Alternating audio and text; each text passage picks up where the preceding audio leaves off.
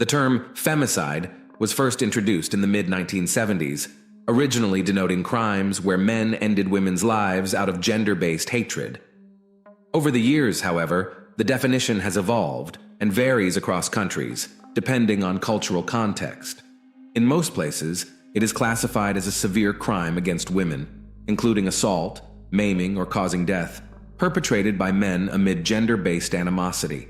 It's often said that women allow themselves to be mistreated, not reporting to police or leaving the men who cause them emotional and physical suffering, and sometimes even continuing to live with someone who might end their life at any moment. This claim is only partially true, as in some countries, the law inherently sides with men, giving them confidence that they will face no repercussions. The story of a young woman named Abril Perez is one of the most vivid examples of how femicide thrives among the affluent sectors of Mexican society. She and her husband, Juan Carlos Garcia Sanchez, were wealthy and respected individuals, holding executive positions in major companies, and from the outside, their marriage seemed flawless. Yet this did not prevent the man from abusing his wife over the years and eventually having someone else violently end her life, also risking the lives of their children. To this day, this case remains unresolved, and all but the main perpetrator have been punished. Abril Perez, family and early years. Abril Sagaon. Perez was born on November 18, 1971, in Monterrey, in the northeastern part of Mexico, and was the second of 3 children to parents Maria del Socorro Sagaon and Manuel Perez.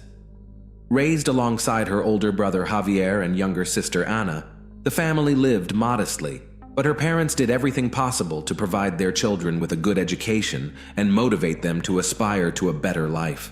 All the children excelled in school, engaged in music, sports, and other talents. Abril, in particular, showed a talent for mathematics and entrepreneurial skills from an early age. She was an avid reader and the top student in her class. As a teenager, Abril began working to achieve financial independence, was frugal, and always had savings. From her school days, she was very disciplined, able to plan and manage her time effectively.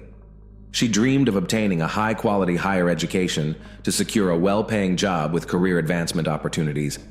After finishing high school, Abril was admitted to the most prestigious university in Nuevo León, where she earned a master's degree in finance and business administration. Her classmates described her as smart, incredibly focused and ambitious, but also cheerful, kind-hearted, and always ready to help others. Upon graduating, Perez was hired in the sales department of one of the country's largest and fastest-growing companies. A few years later, she ventured into digital sales, a new booming field, and realized this was her calling. Quickly rising through the ranks, she became the executive director of the company within 2 years. Abril was young, beautiful, successful, ambitious, and steadily advancing towards the life she had always dreamed of. She built a brilliant career, supported her family, and was full of plans for the future. Yet her personal life remained unsettled, which disappointed her loved ones. Nevertheless, she was confident she would find true love and live a long, happy life. Little did Perez know how her marriage to the perfect man would turn out. Meeting Juan Carlos in the mid-1990s, as Abril's career was on the rise, fate brought her together with a young man named Juan Carlos Garcia Sanchez. He was just 3 years her senior and equally ambitious career-wise, which greatly appealed to her. In return, he was captivated by her beauty, charm, kindness, and disarming smile, combined with a sharp intellect and remarkable determination. Sanchez was a graduate of a prestigious science and technology university, where he excelled in the economics and trade department.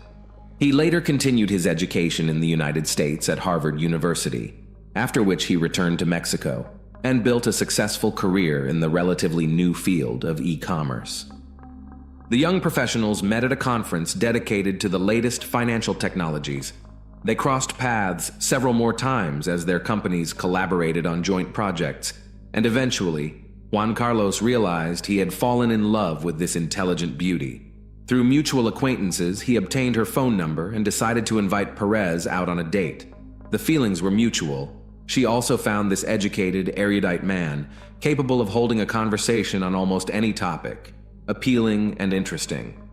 Their relationship developed quickly, and by 1998 the couple decided to formalize their relationship with a lavish wedding.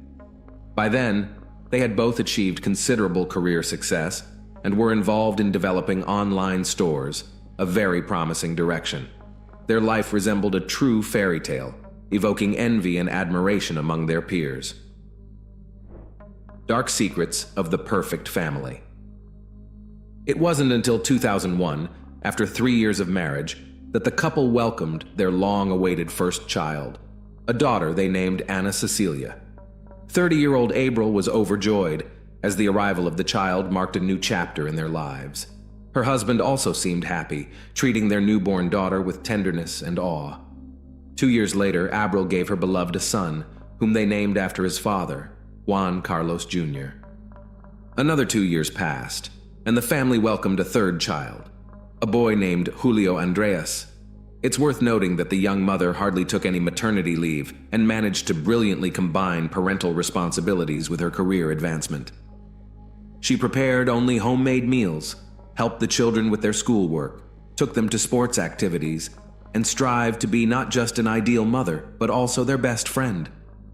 From the outside, the Perez Sanchez family appeared perfect in every way. Wealthy, successful, raising 3 wonderful children, having everything one could wish for and seeming very happy. But appearances can be deceiving. What happened inside their home remained unknown even to the couple's closest relatives for a long time. In reality, Juan Carlos showed his true nature in the first years of their life together. He was hot-tempered, aggressive, and rather harsh, intolerant of compromise, insisting that everything had to be exactly as he wanted. But April was in love, and initially thought that over time they would rub along and his character would soften. Moreover, their joint projects united them. They worked towards a common goal, and their teamwork yielded impressive results, including financially. However, over time, he became more irritable, and verbal altercations escalated into physical confrontations. After the birth of their first daughter, the husband briefly softened, trying to keep his emotions in check, but it didn't last long. The same happened after the birth of their eldest son, but by the time the third child was born, he no longer even tried to be a good father or husband. Juan Carlos vented his anger, negative emotions, or just bad mood on his wife, sparing no feelings. He insulted and belittled the mother of his children, and her tears seemed to lift his spirits. He then began to regularly physically harm his wife, often doing so in a way that left no visible marks on exposed parts of her body, so she could hide the bruises under clothing or mask them with makeup. All this was done with one simple purpose: to protect his flawless reputation and pride himself on being considered a model family man, loving husband, and father. April kept silent for years, trying not to tell even her sister and mother about the ongoing nightmare. She earned well and could have raised the children on her own, providing them with a good education and a stable upbringing. But her husband was a wealthy and very influential man, and he could easily take the children away from her through the courts. Knowing what Juan Carlos was really like, Perez could not bear the thought of her daughter and sons being left alone with a real monster, capable of anything, starting over with old problems. 2010 approached. The situation within the family escalated to its limit, to the extent that those who once considered this household ideal began to suspect something terrible was happening within.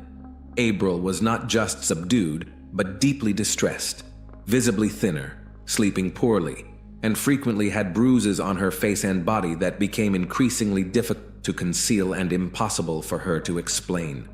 Juan Carlos maintained a calm and confident demeanor, pretending that nothing was wrong.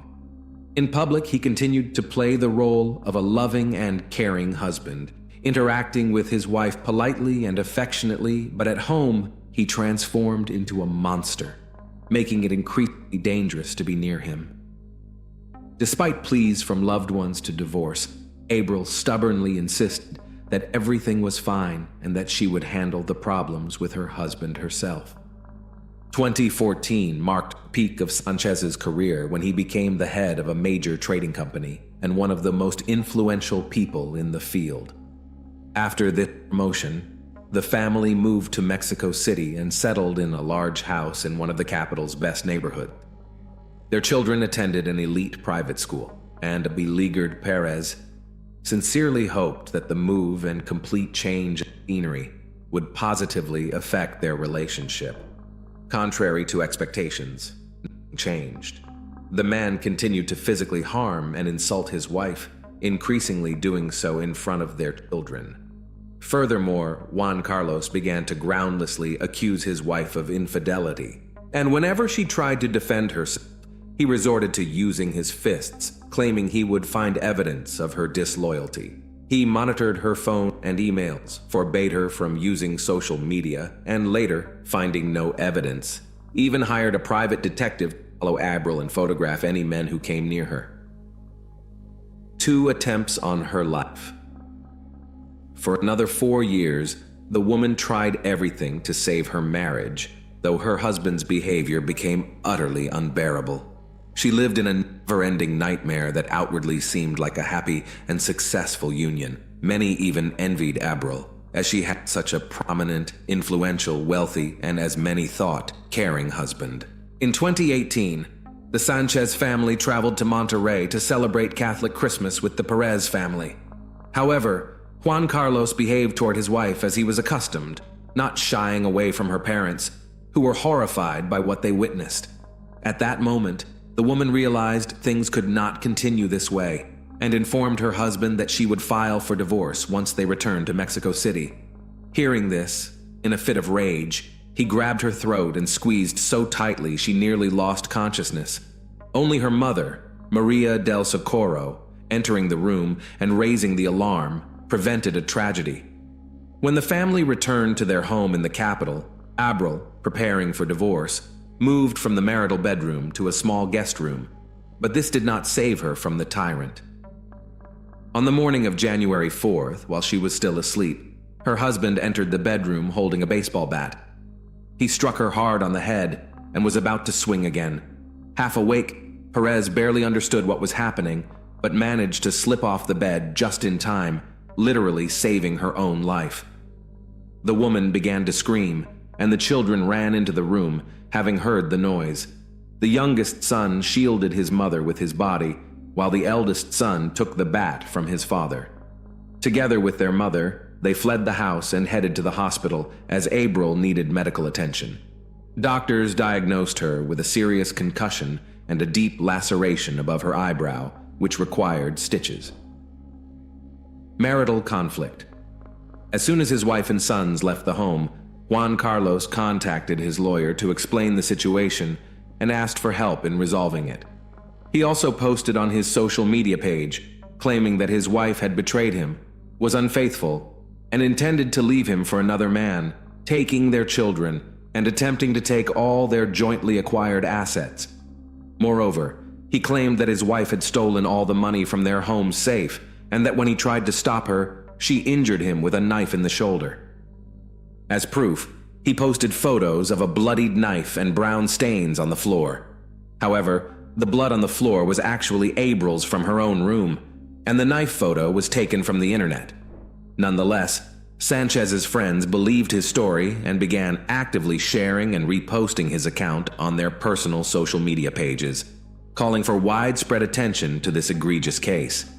While still in the hospital, Perez filed a police report against her husband, accusing him of attempting to end her life. After being discharged, she moved out of their home, taking her sons with her, over whom she was granted temporary sole custody.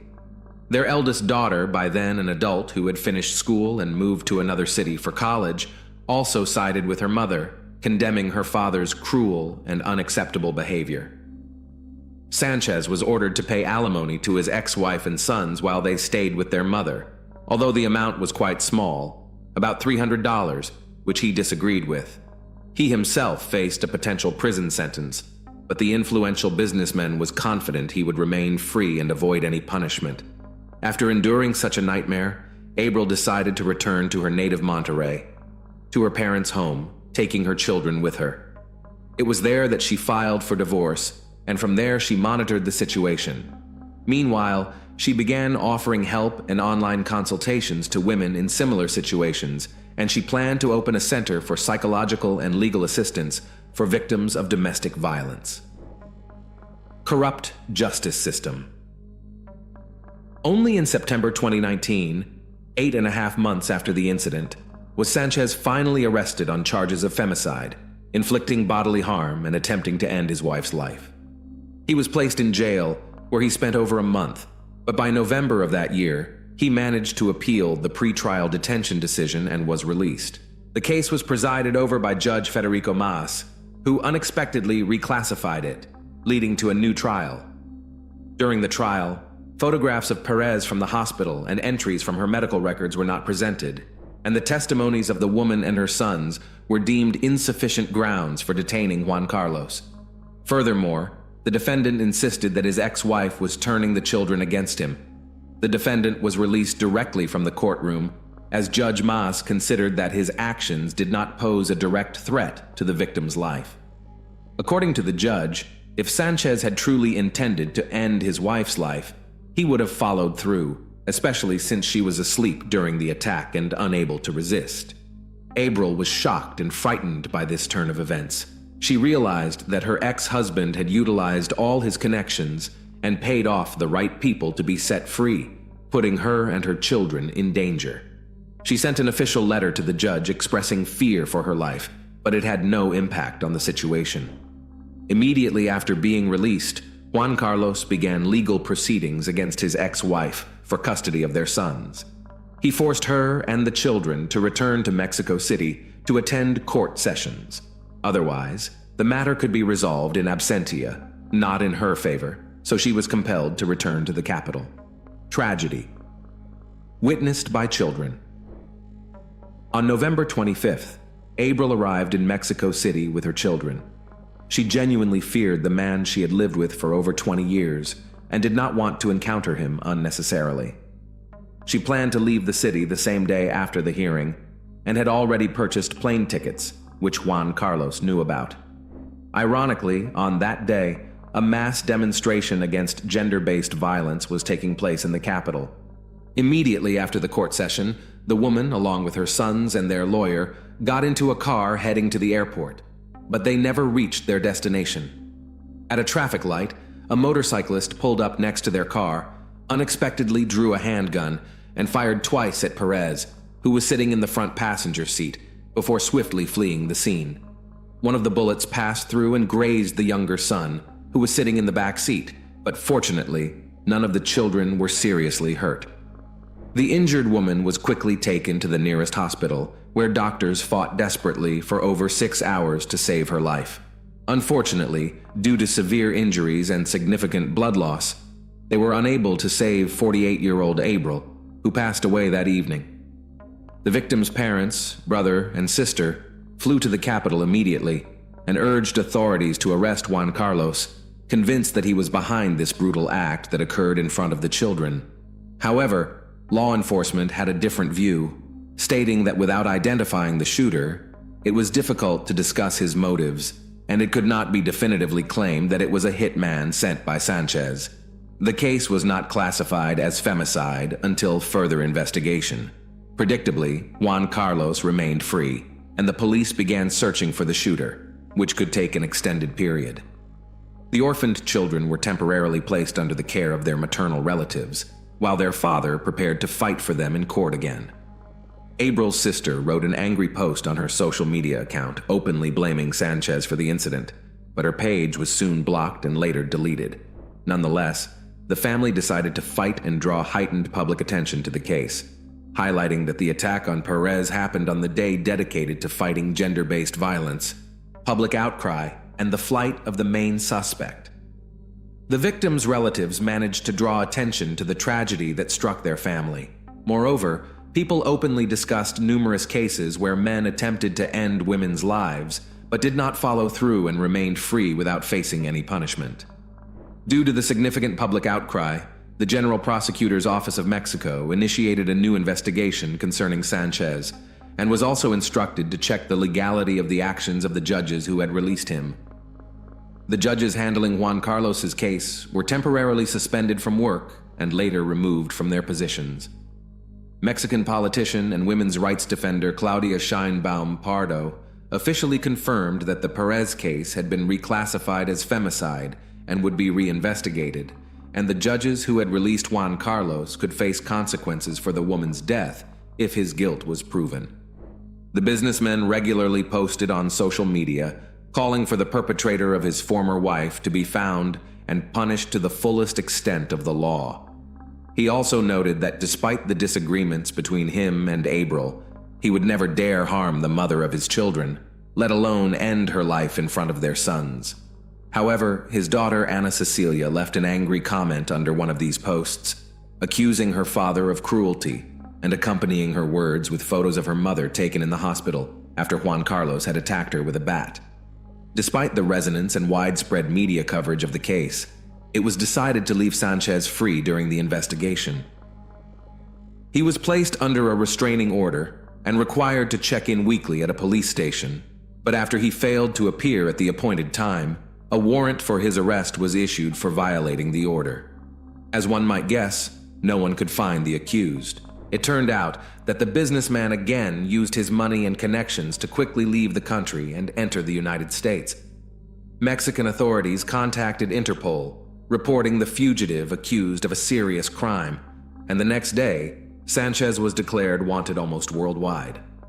Arrest of hired criminals and reconstruction of the crime scene. During this time, efforts were underway to locate the hired criminal who, it turned out, did not work alone. Surveillance footage from street cameras clearly showed two vehicles following the car from the courthouse, in which Abril, her children, and their lawyer were traveling. The motorcyclist, who later emerged and performed the lethal act, appeared to be in constant communication with the individuals in the aforementioned cars, receiving directions and instructions.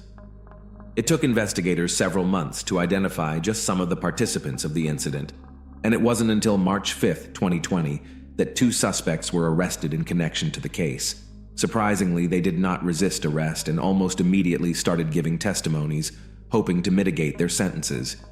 It was confirmed that the orchestrator of the crime was indeed Juan Carlos, who had paid a substantial amount, with 7 people directly involved in carrying out the act.